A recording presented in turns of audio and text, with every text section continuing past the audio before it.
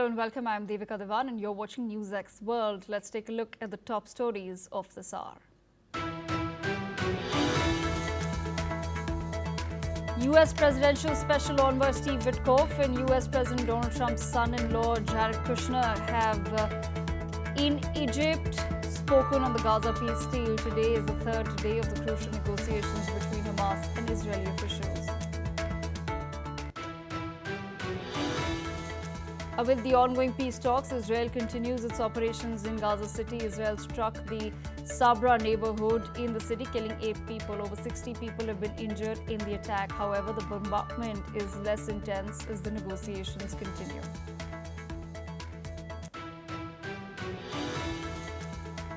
Swedish climate activist Greta Thunberg has claimed that she was kidnapped and tortured by Israeli forces after being detained with 478 others from the global Summit flotilla, which attempted to deliver aid to Gaza.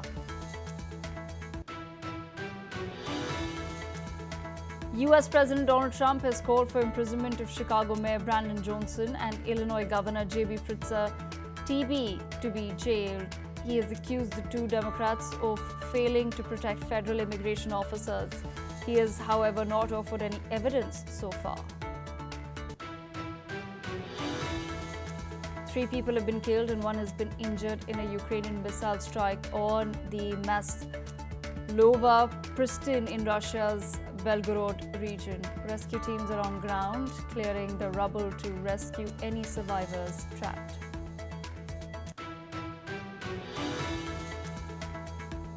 British Prime Minister Keir Starmer has stated that the UK will not pursue a visa deal with India during his 2-day visit to the nation starting today, focusing instead on maximising the new free trade agreement signed in July and set to take effect next year. The European Commission has announced a $1.1 billion plan to boost artificial intelligence in key industries, aiming to reduce the EU's dependence on foreign technologies. This initiative follows the April Action Plan to ease regulatory burdens on startups under new AI laws that took effect in August last year, marking a significant push.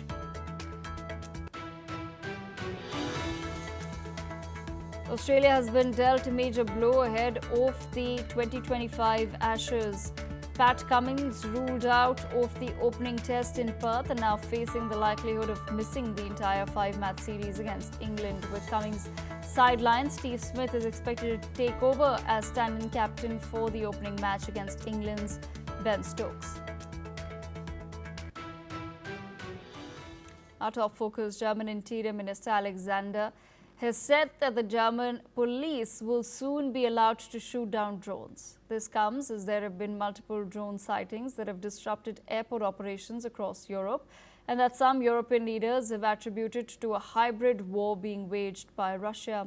The new law is agreed by the cabinet and is awaiting parliamentary approval. The law explicitly authorises the police to shoot down drones violating Germany's airspace, including shooting them down in cases of acute threat or serious harm. Let's listen in to what the German Interior Minister had to say. Das gibt der Bundespolizei die Möglichkeit, technisch auf der Höhe der Zeit gegen Drohnengefahren vorzugehen, beispielsweise mit elektromagnetischen Impulsen, mit Jamming, mit GPS-Störung, aber auch mit physischen Einwirkungen. Das heißt, das Abfangen der Drohnen und der Abschuss der Drohnen ist zukünftig durch die Bundespolizei geregelt und möglich. Wir haben Meanwhile, with the new law, Germany joins European countries that have recently given security forces power to drown drones while violating their airspace, including Britain, France, Lithuania and Romania. Meanwhile, Germany has also said that it is working closely with Israel and Ukraine as it plans to boost its drone defense. Mr. John Rossomando joins us on the broadcast. Mr. Rossomando, I have to understand from you your first thoughts on Germany's decision to shoot down drones.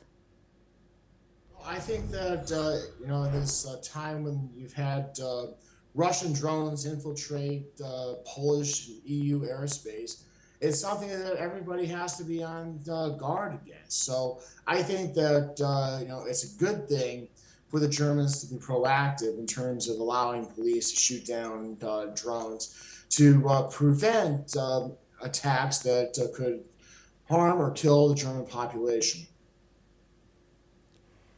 But Mr. Osamando, would you agree with the assessment of the European leaders who believe that this is a type of war being waged by Russia? Well, of course, Russia is waging a conventional war in Ukraine, but an unconventional war against Europe. So I believe that the Europeans need to do everything that they can to counter Russia in its own game. All right, Mr. Osamando, thank you so much for joining us on NewsX World. Meanwhile, hundreds of people have taken part in an evacuation exercise in Lithuania's Vilnius. Approximately 100 residents have been moved by train to camp beds at a sporting arena 100 kilometers away as part of Lithuania's preparedness measures against potential regional instability. Listen in to what the mayor of the city has said. Matyt, kad kalbam apie visą miestą, suprantant, kad jeigu kiltų ekstremali situacija, dėl ko reikėtų evakuoti Vilnių, tai nebūtų situacija atsirandanti per vieną dieną. Galbūt lokaliai būtų poreikis evakuoti kažkokią miesto dalį, ar seniūniją, ar kelias seniūnijas, bet matyt, tas stres testas, kurį šiandien patirsim, jis vis tiek yra orientuotas į tai, kad pajėgumai turi būti orientuoti į visą Vilniaus miesto gyventojų skaičių, 600 000. With Russia rattling nerves across NATO's eastern flank, governments across the Baltics and in Poland are drawing up plans to evacuate hundreds of thousands of people in case Ukraine's conflict with Russia spills into their territory. Lithuanian capital of Vilnius, whose 7 lakh inhabitants live as close as 20 kilometers to the border of Belarus, a close ally of Russia, falls within the evacuation range. Assembly points in Vilnius and elsewhere have been selected. Trains and buses have been assigned for potential evacuation, and supplies such as toilet paper and camp beds have been stockpiled in warehouses. Mr. John Rosamondo with us on the broadcast. Mr. Rosamondo, I have to understand from you, with several of these nations now making these evacuation plans, is that not instilling more fear and insecurity amongst their own people? Well, I'm sure that it already has been instilling fear. I mean, the Russians have had all of Europe on edge since they invaded Ukraine in 2022.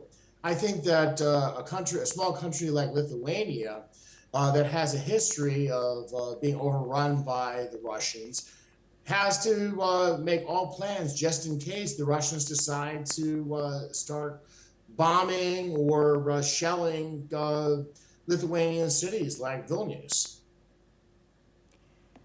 All right, Mr. Rosamondo, thank you so much for joining us on the broadcast with that perspective. Meanwhile, Turkish Parliament Speaker has warned Israel not to harm the 3 Turkish members of parliament detained during an interception of the Gaza aid flotilla. He has said, and I quote, "If a hair is harmed on our friends, you will be held to account before the world and the public." The MPs were detained when Israeli forces stopped the flotilla in international waters. Listen in to what Turkey has had to say. Denizin sularında seyir sefer halindeyken gemilere müdahale ediyorlar. Bu sabah da müdahale ettiler. Bu gemilerden birisinde de Türkiye Büyük Millet Meclisimizin üyesi olan 3 değerli arkadaşımız, 3 kahraman arkadaşımız var. Onları da alıkoydular. Onlara da gözaltı uygulaması yaptılar. Buradan açıkça uyarıyorum. Türkiye Büyük Millet Meclisi üyesi olan bu arkadaşlarımızın kılına zarar gelirse hesabını kamuoyu önünde, dünya kamuoyunda verecek olan sizlersiniz. Bu arkadaşlarımızın en kısa zamanda ülkemize getirilmesi için çalışmalar başlatılmıştır. Meanwhile, a protest was held in Istanbul in response, with demonstrators waving Turkish and Palestinian flags and chanting anti-Israel and anti-US slogans. The Freedom Flotilla Coalition, a pro-Palestinian network, organized the mission to break Israel's blockade of Gaza and deliver humanitarian aid. This is the second such interception by Israel in a week. Last week, Israel had detained over 450 activists in a similar mission. Video footage from the Conscience vessel showed Israeli forces approaching to board. Mohammed Osman, international relations expert, with us on the broadcast. Mr. Osman, I have to understand from you, what do you make of this latest move by Israel and the continuous stoppage of aid to Gaza? Thank you for having me, Devika. Greetings to you and to your audience. It is another demonstration of Israeli impunity. Israel fears no consequences of its actions. So on and again, whenever a flotilla or a boat or a vessel is on its way to the Gaza Strip in an attempt to break the siege and give much needed humanitarian aid to the beleaguered, war-torn and war-struck population of the Gaza Strip, the Israelis shamelessly violate international law by intercepting these vessels in international waters, not even in Israeli territorial waters or in the territorial waters of the occupied Gaza Strip, which is part of the state of Palestine, which is recognized by over 159 countries around the world. They intercept them in territorial waters, arbitrarily incarcerate and arrest the activists and humanitarian workers on board, and take them to Israeli prisons, and eventually they deport them back to their countries. And it even has been reported that the Sumud flotilla, which was intercepted a few days back, about 400 people were arrested on board these 44 vessels that were intercepted, and some of them, including the famous eco-activist Greta Thunberg, was subjected to maltreatment and torture, according to her claims at least. And of course, this is not something that is beneath the Israeli government. They have been known to torture opponents and mistreat them greatly. And they did that with the Palestinians on the course of the past 76 years, unfortunately. And I think that Israel is doing that in an effort to always keep up this state of tension in and around the Gaza Strip. As we all know, peace talks are ongoing here in Egypt and the Egyptian coastal city of Sharm el-Sheikh in order to find a mechanism by which the Trump plan can be implemented so that a ceasefire can be reached, a hostage exchange deal, and a definitive end to this war of carnage and genocide. However, the Israelis will always do anything to complicate these negotiations, and definitely intercepting a civilian vessel in the midst of international waters and arresting the people on board or attacking it definitely does complicate talks to reach a ceasefire and a settlement. All right, Mr. Osman, thank you so much for joining us on the broadcast with that perspective. Meanwhile, in France, outgoing Prime Minister Sébastien Lecornu says that there is now a broad consensus among political parties to pass a national budget by the end of the year, a move that could help avoid the dissolution of Parliament. Lecornu said discussions with lawmakers from across the spectrum showed a shared commitment to keep the deficit below 5% and to ensure what he called a path of responsibility. Listen in. Hier, j'ai de bonnes raisons de vous dire que parmi les bonnes nouvelles, l'ensemble des consultations que j'ai pu avoir avec la présidente de l'Assemblée nationale, Mme Braun-Pivet, avec le président du Sénat, Gérard Larcher, avec l'ensemble des formations politiques de l'UDI, de l'UIOT, des Républicains, de Place Publique, du MoDem, d'Horizon de Renaissance et d'autres, qu'il y a une volonté d'avoir pour la France un budget avant le 31 décembre de cette année. Et cette volonté crée un mouvement et une convergence, évidemment, qui éloigne les perspectives de dissolution. Enfin, ça ne suffit pas. Il faut évidemment que ce budget comporte un certain nombre de paramètres qui permettent à la France d'avancer. Je pense pouvoir. But opposition leaders remain skeptical. Socialist chief Olivier Faure and Lecornu have given no clear assurance on suspending the controversial pension reform, which is a key reason for public anger. Listen in to what Olivier Faure had to say. Au moment où nous nous parlons, nous n'avons aucune assurance sur la réalité de cette suspension.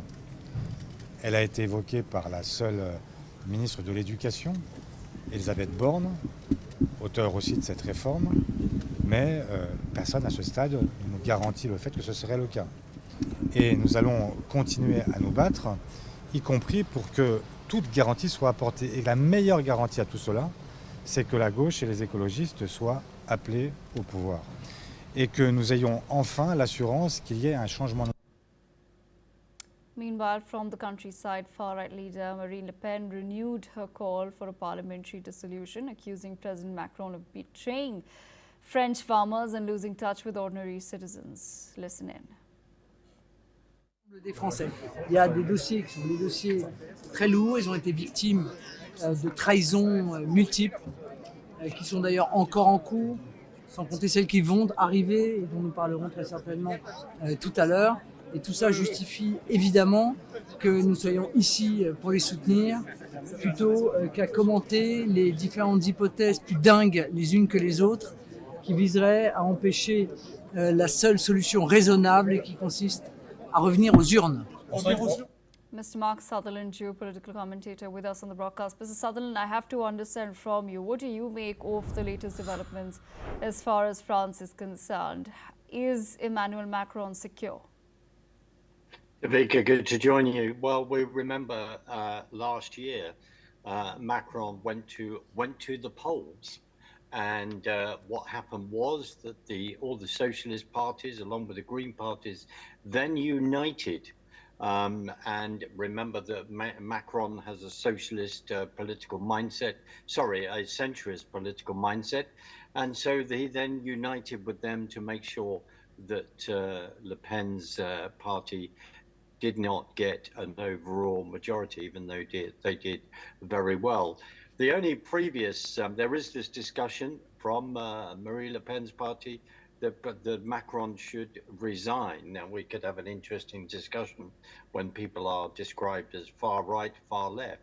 But if she is a populist, there are many, many people in France that could use that expression, like here in the UK, that people want their country back, and they want to see a thriving economy. They want to be able to see the fact that their children could afford homes and to live a particular lifestyle that they've also been privy to in France. It's on a knife edge. He's also had one of his very biggest supporters, I think, since 2017, actually turn around and say that, I think his surname is Eduardo, to turn around and say that he needs to resign.